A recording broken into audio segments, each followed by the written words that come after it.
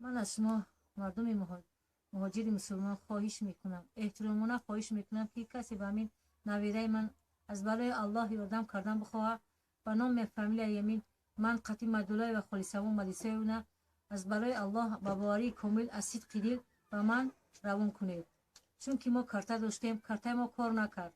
مردم مهاجر مسلمان شما روان کردیم، ما یگان سوم نگرفتیم. از برای همین میخوام که به نام فامیل خودم قطی روان کنید.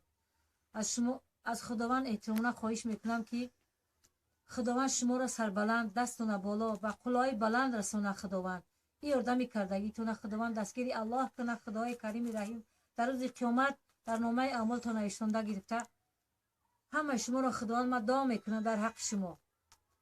салом ба ҳама бародаро. нисбати ҳамаи видео ма камеам боша маълумот метиҳам. бародаро бо диққат то охира видеоро тамошо кунед.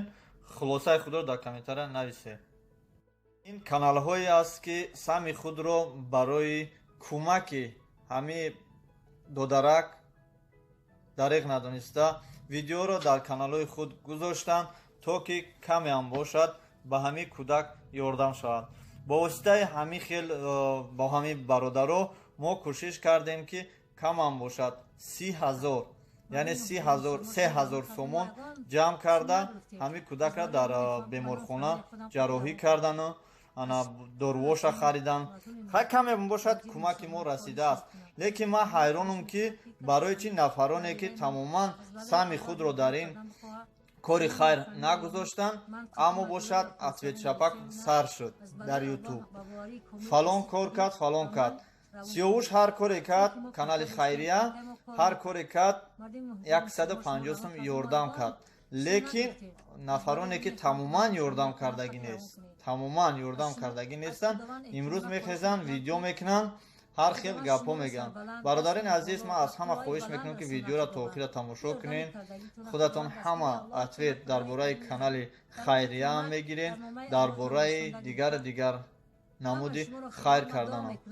бо диққат бошем бародарҷон, ман ин ответ нест, ба ягон қаҳру ғазабам надорам ва мехоҳам ки нисбати ҳамин бародарон якдигарашона ранги сагворӣ дар ютуб нахоянд. مردم مهاجر مسلمان شما روان کردیم، ما یگان سوم نگرفتیم. از برای همین میخوام که به نام فامیل خودم قطعی روان کنید. من از شما مردم مهاجر مسلمان خواهش میکنم، احترامانه خواهش میکنم که کسی به همین نویره من از برای الله یاردم کردن بخواه به نام فامیل یمین من قطعی مدولای و خالصمون مدیسه اونه از برای الله با باوری کامل از صدق دل به من روان کنید، چون که ما کارتا داشتیم، کارتا ما کار نکرد. مردم مهاجر مسلمان شما روان کردیم، ما یگان سوم نگرفتیم. از برای همین میخوام که به نام فامیل خودم قطعی روان کنید.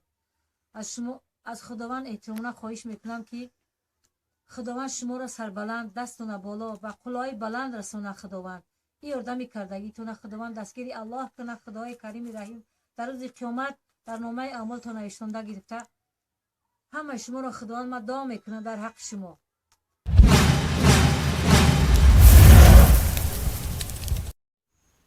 السلام علیکم برادرای اهل اسلام. من یه مادر به پسر 3 دختر دارم. قدم به 60 موندستم، پسر ندارم. از همین دخترای کلانی نه یک نویره بچگی دارم.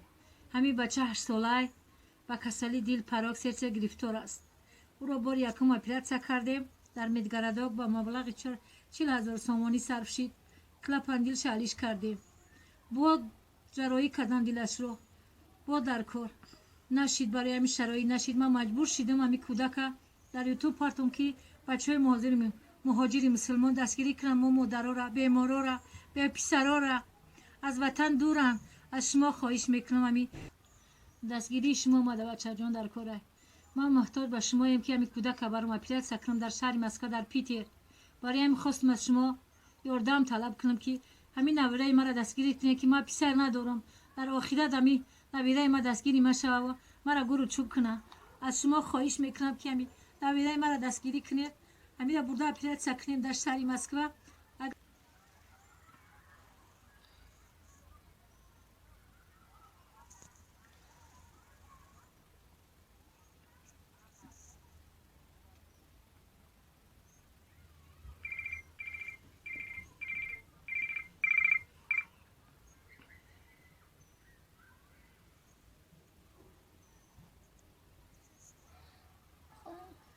جانم یاردم کنین که خواهش میکنم برای مادر. خیلی بچه جانا دیدین همی نواسای مرا و بیماری دل گرفتاره محتاج شما که شما یاردم کنین تا که ای کسلی رها بیا شفای کاملش بده خداوند کریم. ما دیگه نمیگم بچه جانا که ما بچه ندارم. شما مهاجرات چند در کجایی باشین چند کسی باشین شما بچه های ما غم ما مادرها را غم ما بیمارا را غم ما کودکا را شما میخرین در تمام دنیا باشین. خداوند نگهبان تو باشه. خداوند برکت کارت را بده. خدا بچه خداوند یک تون 100 کنه 100 تون 1000 کنه دستگیر آخرت تون کنه ای وطن دور تو نکنه ساق سلامت به وطن برگردین بیایید.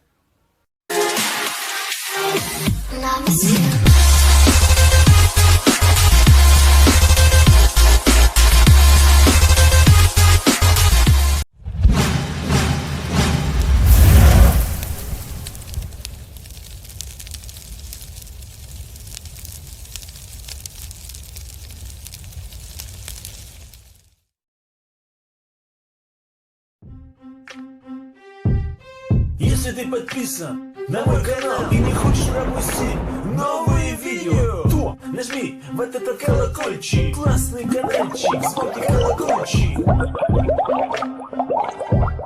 Если ты подписан на мой канал и не хочешь пропустить новые видео, то нажми в этот колокольчик.